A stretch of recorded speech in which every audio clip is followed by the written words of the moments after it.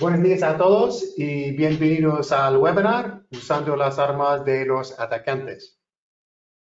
Darforce Humanis es especializado en ciberseguridad, fundado en 2006 en España e Italia. Representamos a varios proveedores de ciberseguridad y los promocionamos a través de partners de canal y MSSP. A la una, después de este webinar, haremos otro para los partners de canal. Y veo que tenemos algunas personas que son del canal que se han apuntado a ese webinar dirigido a clientes finales. Para aquellas personas del canal, si os interesa ser partner de Countercraft, poneos en contacto conmigo. A las organizaciones públicas y privadas nos atacan 24 horas al día, 7 días a la semana. Es como estar en The Walking Dead con zombies que nos atacan desde todos sitios. Hoy presentamos Countercraft con tecnología avanzada e innovadora que descubre por ti los TTPs que utilizan los ciberenemigos. Cuando trabajaba en RSA Security hace más de 20 años, la empresa buscaba maneras para atacar a los ciberdelincuentes, una tarea muy difícil y complicada.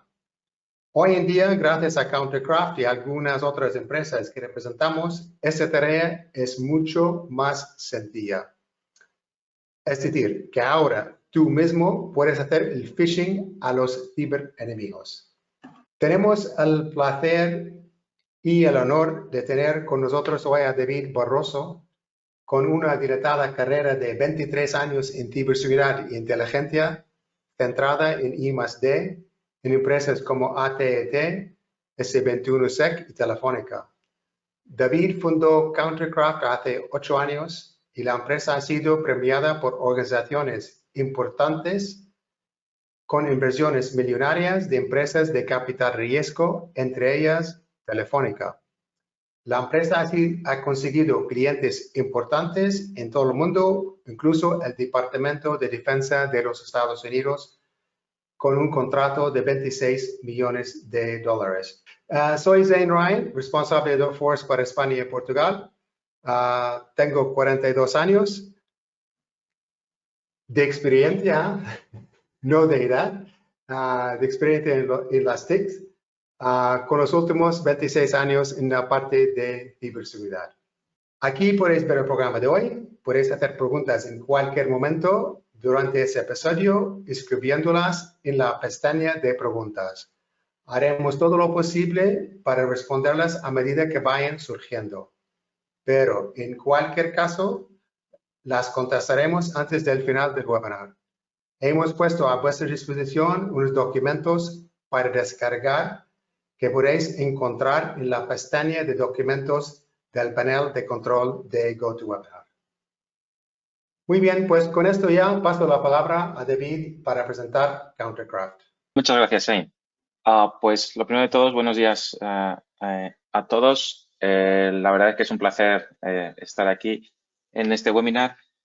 También por la oportunidad, ¿no?, de poder contar lo que estamos haciendo y también conocer un poco más en detalle la tecnología y conocer los beneficios sobre todo y que podáis hacer las preguntas que necesitéis durante el webinar. Como bien ha dicho Zane, Countercraft, antes de empezar con la presentación, pues es una empresa española, ¿no?, que llevamos cerca de 8 años trabajando mucho internacionalmente. Aparte de Estados Unidos, por ejemplo, también estamos bastante fuertes ahora en Oriente Medio, en Europa, trabajando generalmente con diferentes sectores, tanto gobiernos como, no sé, banca, retail, seguros, infraestructura crítica, es decir, empresas que realmente pues tienen problemas de seguridad y confían en Countercraft para mejorar su nivel de seguridad, que es un poco la parte interesante. Entonces voy a compartir mi pantalla un momento, a ver si se puede compartir. Okay, aquí está. Sí, la vemos. Muy bien. Vale, genial. Pues vamos a hacer una pequeña introducción a en qué consiste, ¿no?, lo que nosotros creemos que es como, y me gusta la frase de dar la vuelta a la tortilla, ¿no?, de que comentaba Zane, ¿no?, que es una frase muy española también, pero realmente lo que queremos es hacer la vida más difícil a los atacantes para que no sea fácil para ellos cometer sus objetivos, ya sea sabotajes, robos de información, ransomware, cualquier tipo de incidentes que veamos hoy en día. Pero también el otro objetivo es sacar la máxima información que tenemos de ellos, ¿no? Porque queramos o no, durante los últimos 20 años en la industria de la seguridad, generalmente la mayoría de los productos están destinados a, por supuesto, detectar que algo está ocurriendo y erradicar completamente el problema tan pronto como sea posible, ya sea bloqueando, ya sea poniendo filtros, ya sea matando procesos, ya sea a nivel de EDRs o de red. Al final siempre es, ¿no?, detección inmediata y bloqueo o, digamos, asesinato total del incidente para evitar que se continúe propagando.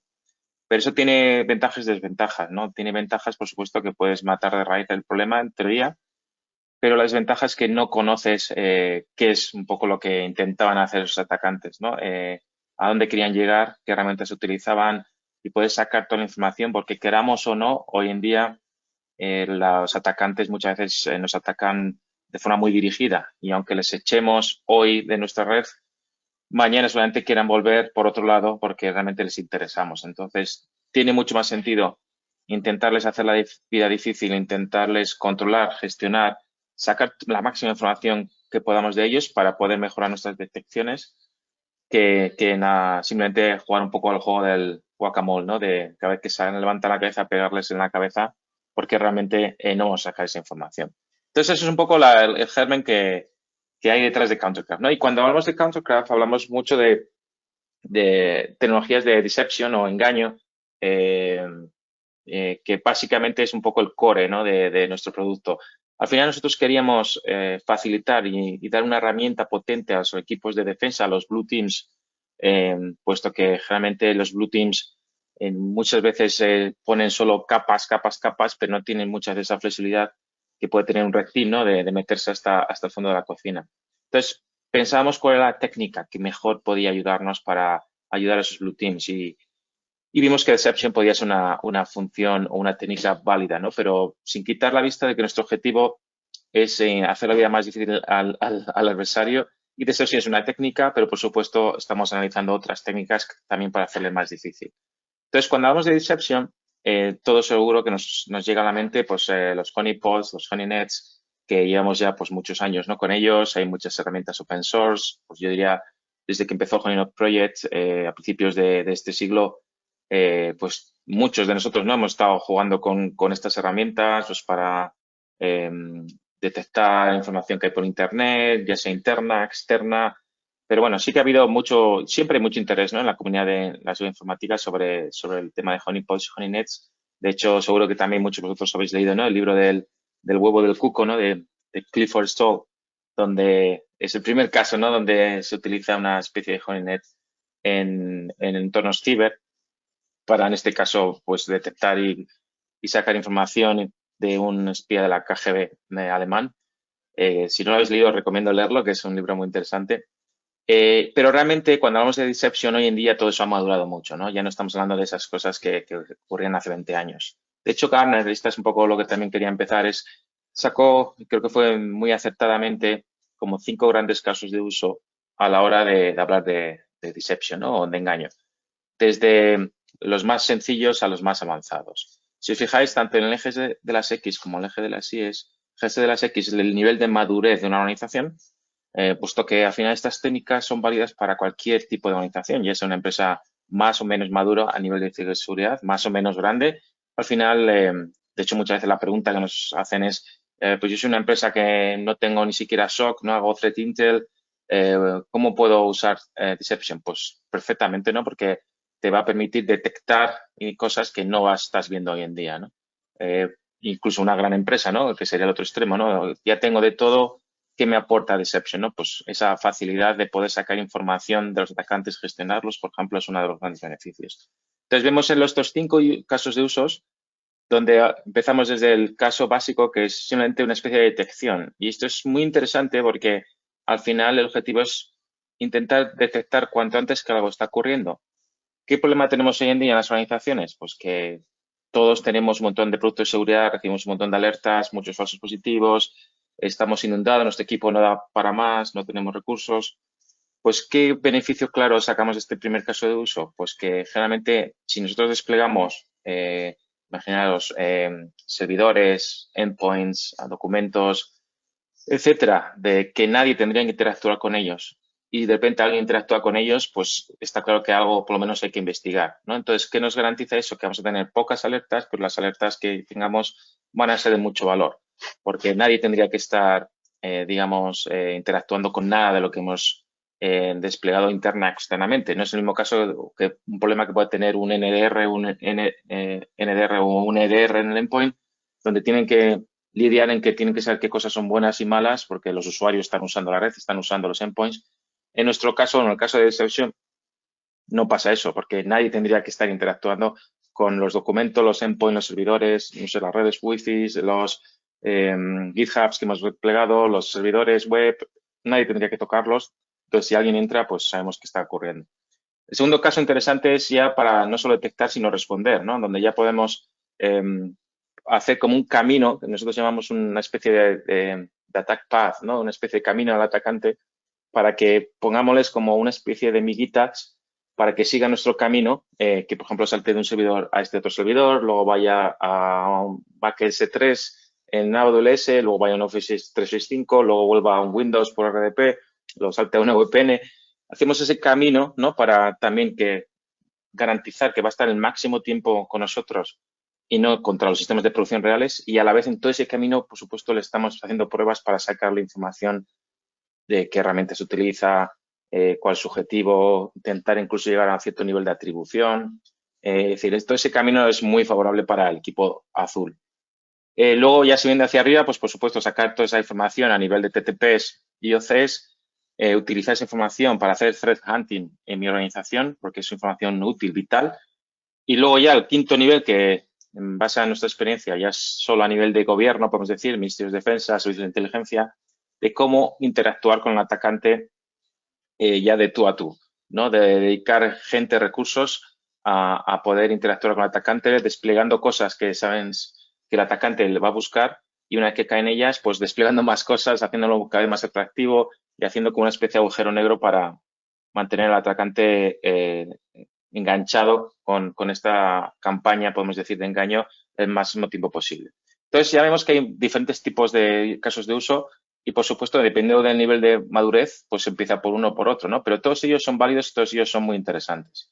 Entonces, también hablando ya más de casos de uso a nivel operacional, nosotros trabajamos principalmente con estos tres casos de usos. Principalmente es cómo podemos proteger las capacidades ofensivas y defensivas, en este primer caso de uso, sobre todo para gobiernos, cuando en sus misiones operacionales, también en sistemas air-gap, que es también muy típico de entornos militares. El segundo caso, trabajamos mucho también con fuerzas y cuerpos de seguridad del Estado en cómo pueden utilizar nuestra herramienta como una herramienta de análisis de, sobre todo, cibercrimen. Por ejemplo, un caso concreto, trabajamos con algunas policías europeas para hacer tracking de ciertos grupos de ransomware, puesto que lo que hacemos es con ellos, creamos empresas ficticias en Internet para luego intentar atraer a ese cierto grupo de ransomware que pueda sentirse cómodo en esta empresa que hemos creado para ellos, y la policía puede sacar información que puede ser relevante para proceder a su arresto, ¿no? De hecho, es un tema muy interesante. Pero también lo podemos utilizar no solo la policía, también lo puede utilizar, por ejemplo, cualquier entidad también, pues para ciertos grupos. Por ejemplo, si somos una entidad financiera, sabemos que Fin7 me quiere atacar, pues también preparar un entorno muy especial para ese Fin7, que sabes que, yo que sé, siempre entra por Exchange, luego se mueve lateralmente con Mimikatz, usa PSSEC o usa Cobalt Strike, bueno, lo que fuera, pues crear algo que encaje perfectamente para poder analizar todos sus movimientos en un entorno aislado del sistema de producción, ¿no? Por supuesto. Y luego el caso más típico en el mundo, podemos decir, de empresa, que es cómo podemos mejorar la protección y detección de valores o de nuestras joyas de la corona, ¿no? Que dependiendo del tipo de empresa, pues son diferentes, ¿no? Pero muchas veces, pues trabajamos sobre todo interna o externamente. Cuando internamente, pues en las redes internas y ciertas de todas las delegaciones de empresas, e externamente, pues en todos los despliegues y en todos los servicios de nube que utilizamos hoy en día, ¿no? Pues desde Office 365, Google Workspace, todos los servicios de Amazon, Azure, Google Cloud, ya luego servicios tipo GitHub, etcétera. Es decir, al final tendremos que ser bastante holísticos a la hora de poder desplegar nuestras campañas de decepción o de engaño. Decepción es una palabra que suena mal en español. Entonces, por ejemplo, un caso concretos, ¿no? Pues estos son de casos reales, ¿no? Pues, por ejemplo, en el caso de una organización grande internacional, para que veamos un poco, hablamos de tiempos, ¿no? De despliegue, detecciones, ¿no? Para ver un poco los beneficios rápidos. Por ejemplo, en este tipo de casos, por ejemplo, en esta empresa internacional, desplegamos 3 campañas externas en diferentes proveedores que utilizaban en la nube, 2 campañas internas, una sobre todo para proteger su directorio activo y otra para la DMZ. Tardamos más o menos 3 semanas en desplegar, integramos luego, porque esa es luego la parte, ¿vale? ¿Qué haces con toda la información que sacamos? Pues en la gran mayoría de las veces hay que lo integramos con el SIEM y de la organización y con el SOC, o si es un SOC interno o es un SOC gestionado por terceros, nos da igual, o incluso si ya alguno tiene incluso un SOAR, pues también integramos con el SOAR. ¿Y qué conseguimos? Pues en 6 meses bastantes detecciones interesantes. Detectamos 2 red teams trabajando internamente, que claro, al final, idealmente, claro, queremos detectar atacantes maliciosos, pero claro, un red team está simulando la actividad de un atacante malicioso. Pues también, por supuesto, somos capaces de detectar red teams, empleados curiosos, ¿no? Con empleados curiosos me refiero a empleados que intentan o están intentando navegar internamente por donde no deberían.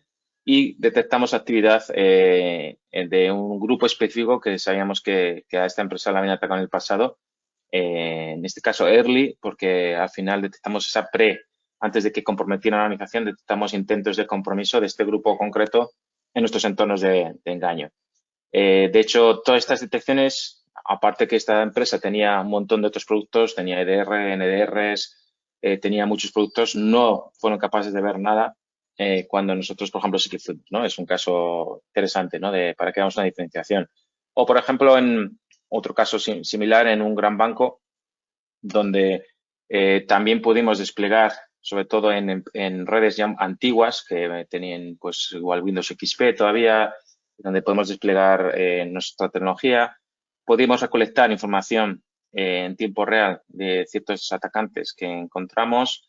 Pudimos redirigirles, que esa es la parte interesante, que eso lo veremos, ¿no? Que al final el objetivo principal es redirigir al atacante a nuestros entornos y que no se vaya al entorno de producción. Entonces, ¿cómo podemos saber que eso está ocurriendo? Pues sobre todo con las detecciones, ¿no? Y el nivel de TTPs y OCs que vamos a poder sacar. Entonces, en este caso, ¿qué trabajamos? Para que veamos un poco de diferencias, pues trabajamos en entornos Swift, en entornos antiguos, legacy y sobre todo identificación de movimientos laterales, tanto en directorio activo como en lo que son la red de usuarios. Entonces, aquí también detectamos diferentes red teams, detectamos administradores que haciendo cosas que no deberían, que al final es información que, como comentaba al principio, como son alertas que realmente son interesantes, pues puedes sacar un montón de información que para otras herramientas es más complicado. Por ejemplo, un caso sencillo, en cualquier organización cada día puede haber miles de autenticaciones incorrectas, ¿no? Contra el directorio activo. Es muy difícil saber cuál es de un atacante, cuál es de un empleado que ha vuelto de vacaciones y se ha olvidado la contraseña.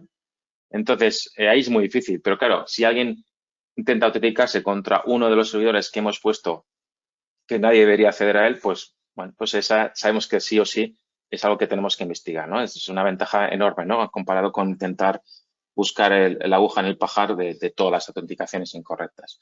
Entonces, esos son 2 casos muy sencillos para centrar el tema en cuáles son las 3 estrategias que queremos trabajar, ¿no? Cuando hablamos de estas técnicas. Una es detección temprana. Hemos hablado de ello, ¿no? Pues, con mucha calidad, no falsos positivos, siempre algo irrelevante, tanto en el pre como en el post de un incidente, incluso durante el incidente, por supuesto. El segundo sería recolectar la máxima información posible de los atacantes y mapear todo, pues, por ejemplo, a Method Attack para saber las técnicas y los procedimientos, mandarlo al equipo de Threat Intel, mandarlo a otras herramientas de Threat Intel para que se puedan correlar o matchar con otra información. Y luego, tercero, cómo responder, ¿no? Cómo responder a los atacantes, ya sea también hablando con terceros para tomar medidas adecuadas cuando ya vemos que ya no podemos sacar más información de ellos, o simplemente con equipos de respuesta a incidentes pues para poder operar contra ellos. Entonces, eso realmente es la parte interesante, ¿no? Que se pueda sacar información en tiempo real relevante, esa es la parte yo creo más relevante, y poder utilizarla pues enviándola en ese tiempo real a otras herramientas, a otros equipos, para que pueda ser información útil y accionable, ¿no? Que es la palabra de moda. Entonces, eso yo creo que es la estrategia correcta a la hora de utilizar estas técnicas, ¿no? Intentar sacar información que vamos a utilizar y consumir en tiempo real y que realmente sea válida. Entonces, para eso es importante integrarse con otros terceros, para ya sean productos a través de sus APIs de forma automática o ya sean equipos con notificaciones o lo que fuera necesario, para poder sacar en tiempo real qué es lo que está ocurriendo y sacar esa información que nos puede ayudar a tomar esas decisiones en estos momentos de cuando detectamos un incidente interno, externo, donde fuera, ¿no? Entonces, ¿cuál también son, hablando de estos entornos, las principales características que creemos importantes? Pues principalmente la credibilidad. Eso es, para nosotros es algo que fundamental. Entonces, con credibilidad lo que intento decir es que todo lo que hemos creado para los atacantes tiene que ser muy creíble. No puede sonar a cartón piedra, ¿no? Y que el atacante se dé cuenta enseguida y se vaya. Porque queremos sacar la información. Entonces, si el atacante ve que ahí parece una trampa, pues por supuesto no va a hacer nada, ni va a traer sus mejores herramientas. Entonces, credibilidad, para ello nosotros usamos siempre sistemas reales, utilizamos servicios en la nube reales, todo real, no se emula nada para que el atacante piense que realmente está ahí. De hecho, lo que hacemos también es crear vida de forma como artificial dentro de todo lo que desplegamos. ¿Para qué? Para que si el atacante entra, vea que en esos servidores entra gente o en esos endpoints se bajan ficheros, se navega por el navegador, se abre el Word. Todo eso lo creamos de forma artificial para que el atacante vea que son sitios vivos, ¿no? Que no es un servidor que nadie ha entrado en los últimos 3 años, ¿no? Que puede sonar sospechoso. Y luego también importante cómo sacar toda esa información, o sea, cómo instrumentamos toda esa información, conseguimos exfiltrarla, porque al final, claro, estamos exfiltrándola de esos entornos que hemos creado a nuestro punto neurálgico o centro neurálgico, y cómo podemos mapear esa información a diferentes cosas, ¿no? Por ejemplo, ATT&CK, por ejemplo, a MITRE ATT&CK, para conocer los TPs, a NIST 853, por ejemplo, para ver qué controles tenemos que aplicar en base a la información que estamos viendo, o incluso ya el poder enviarla a esos terceros que comentaba para poder utilizarla en tiempo real, ¿no? Porque hoy en día la información que seguimos de los atacantes es tan volátil que si igual esperamos casi un día en utilizarla, pues igual ya no tiene nada de sentido, ¿no? Porque al final puede que estén cambiando su infraestructura de ataque, puede que estén cambiando sus herramientas. Es cierto que las técnicas realmente no van a cambiar y es la gracia de los TTPs, pero sí que muchas veces cambiarán muchos de los IECs. Entonces, si no los usamos cuando lo detectamos, pues probablemente no sean casi de uso, ¿no? Que es un poco el problema que tiene el mundo del threat intelligence hoy en día.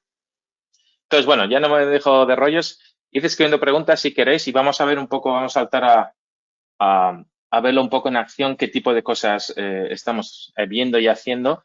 Y si queréis, podéis ir escribiendo preguntas que luego contestaremos todas en cuanto acabemos. Entonces, para que veáis un poco todo lo que estoy comentando en un entorno real, ¿no? Podemos decir, bueno, real, es un entorno, podemos llamar de demos. Tenemos varias campañas, nosotros llamamos campañas a un poco cuando intentamos agrupar un objetivo claro contra una amenaza, ¿no? Es decir, pues queremos proteger el tiro activo, vale, pues eso es una campaña. Queremos detectar actividad externa contra mis sistemas de acceso VPN, venga, pues es otra campaña. Entonces, en este caso tenemos un demo, ¿no? De supuestamente, pues tenemos ciertos servicios de cara al exterior y queremos detectar esa actividad de que sabemos que hay atacantes intentando entrar a nuestra organización, comprometer nuestra organización desde fuera, y queremos intentar sacar la máxima información de qué quieren hacer, quién puede ser, qué herramientas utilizan, todo ello de forma sin que afecte a nuestros sistemas de producción. Entonces, es algo que tiene que estar externo, aislado, sin estar conectado a nuestro entorno de producción. Entonces, esto es un poco lo que comentaba del attack tree o el camino del atacante, ¿no? Aquí vemos a la izquierda tenemos como 3 entidades, ¿no? Tenemos breadcrumbs, que son migas de pan, esas migas de pan que comentaba al principio, que vamos dejando para que el atacante los encuentre. tenemos servicios que son servicios reales, ya sea como un servidor FTP, un servidor web, un RDP, un VPN, servicios que vamos a dejar que los atacantes puedan entrar. Y luego tenemos la infraestructura que son las máquinas, ¿no? Podemos decir por debajo, ¿no? Pues aquí vemos una máquina Ubuntu y una Windows 10 y una Windows 10. Es un caso sencillo, pero que nos sirve un poco para ilustrar lo que comentaba al principio. Entonces, vemos aquí, tenemos migas de pan que hemos ido dejando en Internet. Pues hemos dejado un page en Pastebin, donde realmente si un atacante está buscando información sobre nuestra organización en Pastebin y busca, imaginemos que la organización es el Bank of America, ¿no? Y busca Bank of America en Pastebin, pues le saldrán page con Bank of America y encontrará el nuestro también. Y en este page lo que pondremos son ahora mismo que apunta credenciales que apuntan a nuestros servicios que hemos desplegado para estos atacantes, ¿no? Y lo mismo, por ejemplo, podemos dejar en otro sitio en Internet, por ejemplo, en un bucket S3 abierto, unas credenciales de un acceso FTP que apunta a nuestro FTP. Y también podemos dejar, incluso en el mundo físico, llaves USB con documentos que incluyen credenciales apuntando a nuestro FTP, ¿no? Donde ponen la IP y el usuario y contraseña para acceder al FTP. Entonces, con esto podemos seguir creando aquí un poco, según la malicia que tengamos, pues todas las cosas que creamos que pueden ser interesantes. Entonces, vemos que, por ejemplo, todas estas credenciales apuntan a un servidor FTP. Este servidor FTP es un servidor real que tiene ciertos archivos. Uno de estos archivos son también como mapas o documentación técnica de ciertos servicios y que también lo que tiene son credenciales que apuntan a un RDP de un servicio Windows que podamos tener en la nube. Entonces, como veis aquí es como vamos creando ya el camino, ¿no? La idea es que el atacante encuentre alguna de estas migas de pan, ya sea en su día a día de sus procedimientos de ataque. Una vez que encuentre nuestras migas de pan, salte a nuestro FTP con nuestro usuario y contraseña, encuentre ciertos documentos. En ese documento va a encontrar otras credenciales que acceden en este caso, a un RDP de Windows y queremos que realmente el atacante se loguee. Aquí en este de Windows, por supuesto, habrá documentación, pues parece como una estación de trabajo y encontrará también, aquí vemos un documento, aquí veis que es un documento especial. Los documentos es otro tipo de miga de pan, pero con una característica, son documentos de Office que cuando se abren también nos avisa que se abren, ¿no? Eso no solo lo utilizamos como miga de pan para atraer al atacante, sino también para saber que la está utilizando. Y una vez que encuentra esa IP y otras credenciales, pues la idea es que se mueva lateralmente a este segundo servidor para que ahí pues pueda hacer lo que quiera, ¿no? Y podamos en todos estos caminos sacar información, pues al principio desde el lado externo, pues qué IP se está utilizando, qué proveedores está utilizando, está viniendo por una cierta VPN, está usando Tor, a qué horario se te conecta, etcétera. Ese tipo de información en esta primera fase. Cuando se conecta a FTP, ahí pues también sacaremos cierta información que este operativo está utilizando, etcétera. Pero realmente lo útil es cuando ya venga el Windows, se loguee y empiece a ejecutar comandos, cometa fallos, por ejemplo, si lanza un CMDX o lanza un PowerShell y empieza a escribir y comete fallos, pues también eso hemos visto en muchos casos, ¿no? Que cometen un fallo y entonces te da ya ayuda a la atribución, ¿no? Porque igual vemos que escribe mal en inglés o se le ha escapado una ñ y sabemos que es alguien español, etcétera. Y luego con este movimiento lateral, cuando se mueva, pues también, ¿no? De qué herramientas va a utilizar, paramos lateralmente, va a instalar un Cobalt Strike, va a utilizar un PSSEC, usa Mimikatz, toda esa información realmente es la interesante. Entonces, esto es un poco lo que imaginemos creamos para esta campaña, ¿no? Donde queremos saber que hay gente fuera de Internet que quiere atacarnos. Vale, pues hemos preparado esto para ver qué vemos. Entonces, una vez que esto está todo desplegado y, de hecho, la despliegue es automático del propio producto, todo se monitoriza. Es decir, en ese momento que se despliega, recibimos telemetría en tiempo real de todo lo que ocurre en ello, ¿no? Y eso pues, nos empieza a llegar notificaciones, ¿no? Aquí, por ejemplo, como utilizamos para hacer nuestras máquinas, pues vemos que ya ha habido hace 2 horas, ¿no? Notificaciones interesantes, ¿no? Vemos que hay ejecuciones de comandos, que ahora veremos un poco con más detalle. Vemos que ya hemos detectado un threat actor de concreto, porque han lanzado algo con PowerShell, se ha conectado a cierta IP que les sabíamos que era de un actor concreto. Podemos ver otro tipo de que alguien está, bueno, ha corrido ipconfig, que se están buscando ficheros, etcétera. Estas son, digamos, notificaciones que señalan que recibirían nuestro SOC o nuestro equipo de seguridad o nuestro equipo de threat intel en tiempo real de lo que está ocurriendo. Pero no solo eso, sino si decimos, vale, vamos a mirar un poco más en detalle qué es lo que está ocurriendo, ¿no? Entonces podemos ver ya en detalle esa telemetría, ¿no? Aquí ya estáis viendo, ¿no? Por ejemplo, qué tipo de eventos vamos a ver. Pues, por supuesto, queremos saber todo, ¿no? Creación de procesos, accesos a ficheros, registro, WMI, PowerShell, cosas de red, cosas de kernel, si inyecta código en otros procesos. Al final queremos saber todo, ¿no? Porque esa es la gracia.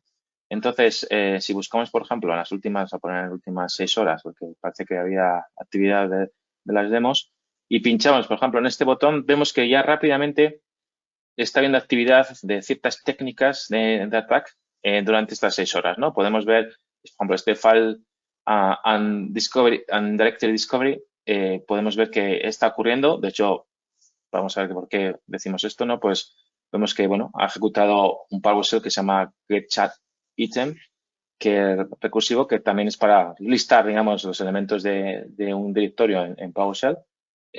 Por supuesto, lo que podemos ver en todo momento es quién el proceso ha sido, el que lo ha ejecutado, qué usuario lo ha sido, puedo coger el script, ¿no? General que se ha ejecutado y conocer toda esa información relevante a este hecho, que es muy relevante, de que alguien está intentando, pues, listar ficheros, pues, para ver qué ficheros hay en la máquina, ¿no?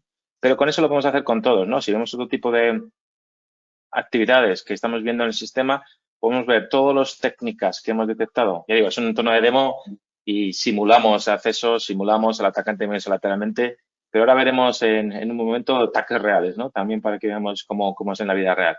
Pero como podéis ver, pues podemos sacar toda la información posible e incluso podríamos ver, si miramos, por ejemplo, un incidente, por ejemplo, este de aquí de PowerShell, podemos ver lo que ha pasado, incluso si alguien ha ejecutado Mimikatz, qué comandos ha ejecutado, etcétera, las conexiones de red, es decir, toda la información que creamos relevante del proceso lo podemos sacar en casi un chasquido de manos, ¿no? De hecho, si por ejemplo miramos todas las ejecuciones de comandos, ¿no?, que ha habido en las máquinas, pues en este caso, como son máquinas Windows, pues casi todo es PowerShell. Pues aquí vemos todas las conexiones que ha habido de PowerShell, todas las cosas que han ido ejecutando. Pues podemos ver más detalles si pinchamos cualquiera de ellos. Al final, por ejemplo, aquí vemos, ¿no?, que alguien está como creando un zip de un fichero, por igual para hacer una exfiltración. Vemos aquí que se están ejecutando diferentes comandos de descubrimiento de red, ¿no? Pues ipconfig/all, etcétera. Alguien que está ejecutando un runas. Al final, como vemos, sí que queremos sacar la máxima información, ¿no? Que es un poco la gracia, ¿no? De hecho, podemos, bueno, si queremos ver más información sobre el runas, vemos aquí todo lo que ha ocurrido. Podemos ver con qué técnicas son relacionadas, todo lo que ha habido en ese proceso, ¿no? Pues aquí vemos, vale, pues aquí solo ha habido esta ejecución, ¿no?, del runas, pero podríamos, si hubiera habido más ejecuciones, podríamos ver más.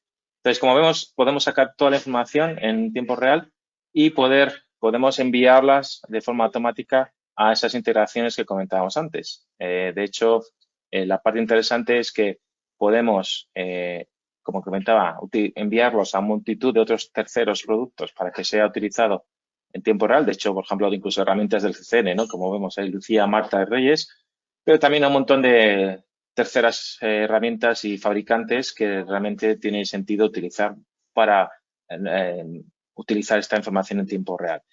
No solo eso, también podemos crear esas interacciones con los atacantes, porque, por ejemplo, yo puedo decir, vale, pues si alguien en este camino que he creado consigue llegar a este Windows, lo que quiero es que automáticamente dejar un documento en el desktop del Windows con información que sé que, como este atacante sé que creo que puede proceder este cierto grupo, pues sé de esta información, que sé que está buscando información, yo que sé, de M&A, pues le voy a dejar este documento de M&A automáticamente en el escritorio. Y para eso podemos usar, por ejemplo, reglas, ¿no?, que es algo bastante sencillo de utilizar, donde yo puedo decir, si algo ocurre, haz algo, ¿no? Aquí vemos un montón de reglas que ya tenemos creadas en la demo, pero, por ejemplo, decimos, ¿no?, si Si alguien detectamos una exfiltración, por ejemplo, vemos que alguien desde PowerShell está ejecutando, utilizando la llamada de PowerShell de upload file o está usando web request methods, que son llamadas de PowerShell,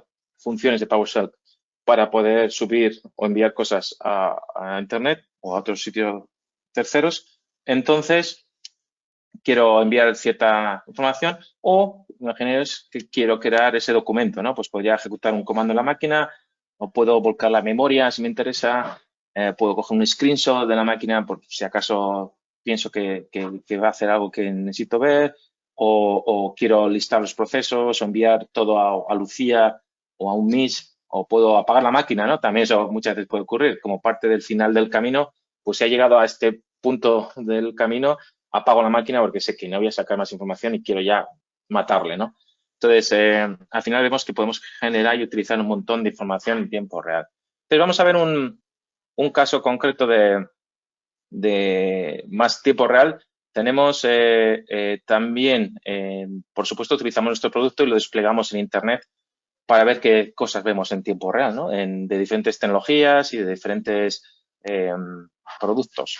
De hecho, pues cada vez que sale una unidad remota, generalmente intentamos desplegar de forma muy rápida ese software para detectar todas las post-explotación, porque al final lo que nos gusta más es la post-explotación, más que la pre-explotación, ¿no? Porque al final nos da igual casi, entre comillas, el exploit que utilizan, pero sí que queremos saber qué hacen después, ¿no? ¿Qué herramientas utilizan? ¿Quiénes pueden ser? Generalmente en Internet, en el 90 y pico % de los casos, la post-explotación va a incluir la instalación de un CryptoMiner, ¿no? Van a minar Monero muchas veces, van a minar muchas criptomonedas. Es generalmente el caso más común hoy en día. Pero cuando ya hablamos de ataques de grupos especializados, por supuesto, ellos ya no quieren minar monedas, ¿no? Sino que quieren robar información, quieren hacer sabotajes, quieren pues desplegar ransomware.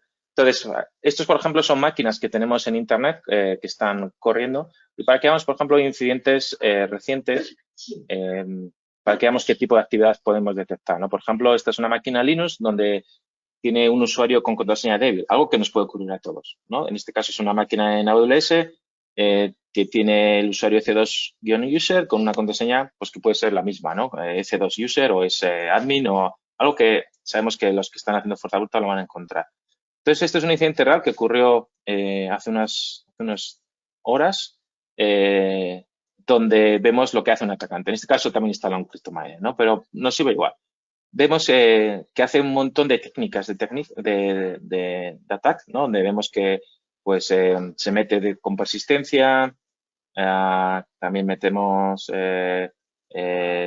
saca información de las cuentas, etcétera. Entonces, ¿qué es información útil que podemos ver? Podemos ver un timeline, ¿no? De lo que ha ocurrido, ¿no? De dónde se ha conectado, qué comandos ha ido ejecutando, etcétera. Incluso lo podemos ver de forma un poco más interesante en lo que veíamos antes, ¿no? En la matriz de todo lo que ha estado haciendo el atacante en ese tiempo real o incluso podríamos ver, luego al siguiente,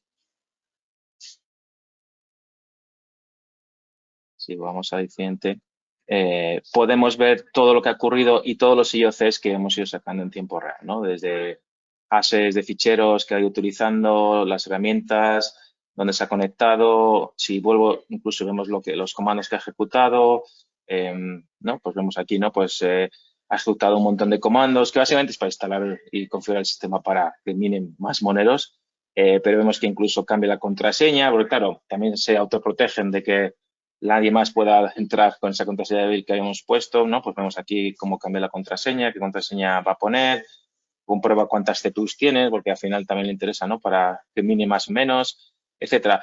Toda esta información, ya digo, es trivial de sacar, muy fácil de utilizar en terceros, de enviar esta información a nuestros equipos. ¿Para qué? Para que con esta información, ya sean IOCs, ya sean estos TTPs que nos vemos, con IOCs me refiero, por ejemplo, a eso hemos visto, ¿no? Los binarios que se baja, de dónde se los baja, las IPs que está utilizando para bajarse herramientas,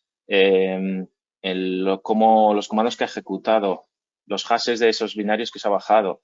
Toda esa información es muy útil para, sobre todo, ver que en nuestra organización no hay nada de eso y intentar detectar esas técnicas y esos IOCs en tiempo real pero también es útil todo lo que son los TTPs que comentaban, pero también que podamos usar esta información pues para saber más de estos atacantes, ¿no? Que nos estaban atacando, ¿no? Que es la parte interesante, e ir creando esos caminos que hablábamos cada vez más largos, ¿no? Si hablamos del camino que teníamos en la demo anterior, pues incrementarlo, ¿no? Todo el tiempo que queramos para que el atacante esté continuamente enganchado con nosotros y sea más fácil el poder sacar más información.